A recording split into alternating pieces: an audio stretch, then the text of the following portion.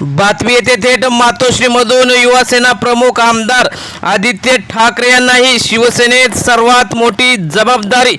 नेमकं काय झालंय, त्यांना कोणती शिवसेनेची नवी जबाबदारी आली आहे आणि त्याने कट्टर शिवसैनिक, तरुण शिवसैनिक यांना नवचैतन्य निर्माण होणार आहे.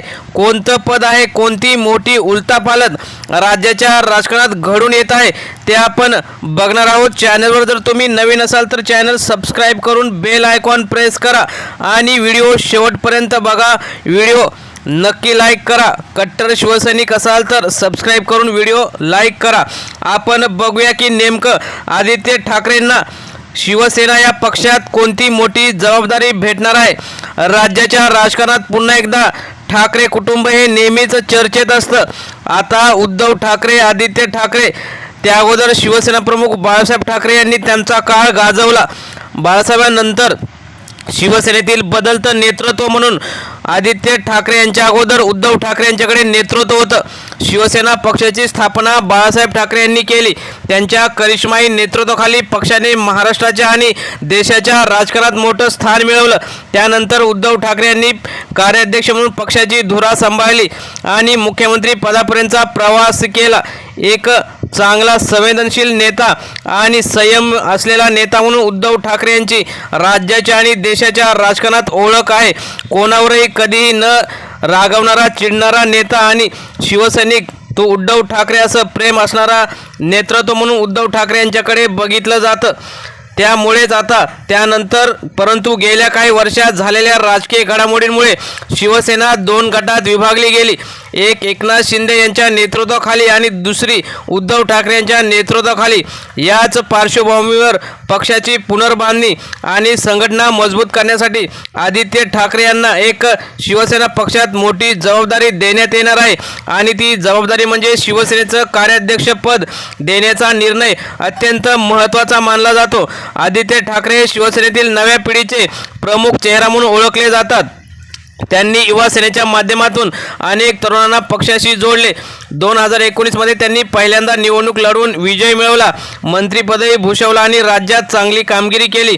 हुशार आणि सुशिक्षित म्हणून त्यांचं देशात चांगलं नाव आहे. युवा धोरणांवर, शहरी विकास, पर्यावरण यांच्यावर त्यांचा सखोल अभ्यास सर्वांना दिसून आला. आता त्यांना शिवसेनेत महत्त्वाचं कार्याध्यक्षपद हे मिळणार आहे. शिवसेनेत कार्याध्यक्षपद हे अत्यंत प्रभावी पद मानले जातं. पक्ष प्रमुखानंतर सर्व निर्णय प्रक्रियेत कार्याध्यक्षाची भूमिका महत्त्वाची असते. जर आदित्य ठाकरे यांची या पदावर नियुक्ती झाली तर त्याचा अर्थ स्पष्ट होतो, पक्ष भविष्यातील नेतृत्व त्यांच्याकडे सोपवण्याच्या तयारीत आहे. जेव्हा शिवसेना प्रमुख बाळासाहेब ठाकरे यांनी सुद्धा आदित्य ठाकरेंना जसे आता जे पद मिळत आहे तेच उद्धव ठाकरे यांना शिवसेना प्रमुखांनी दिलं होतं आणि त्यानंतर उद्धव ठाकरेंनी प्रत्येक निवडणुकीमध्ये आपल्या कार्याची चुणूक दाखवली होती. आता आदित्य ठाकरे यांना यांचा प्रभाव वाढेल, युवा वर्गाला अधिक प्रतिनिधित्व मिळेल, संघटनात्मक पातळीवर नवीन बदल होतील, आगामी निवडणुकांसाठी मोठी रणनीती आखली जाईल.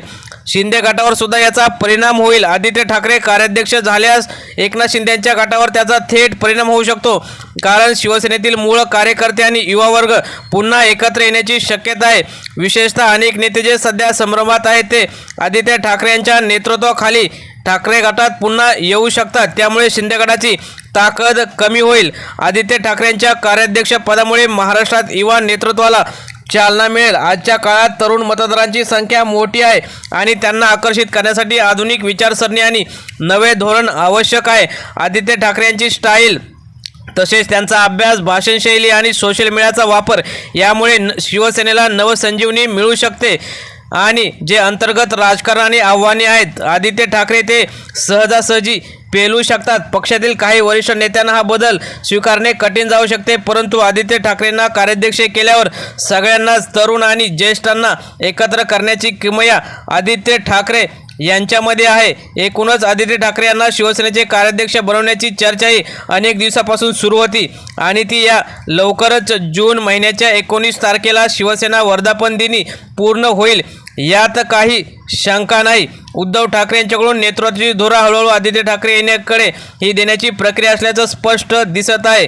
मित्रांनो, तुम्हाला काय वाटतं? आदित्य ठाकरे यांच्याकडे कार्याध्यक्षपद दिल्यावर शिवसेनेला चांगले दिवस येतील का? तुम्ही सुद्धा तुमच्या प्रतिक्रिया कमेंट बॉक्समध्ये जरूर कळवा. धन्यवाद. जय हिंद, जय महाराष्ट्र.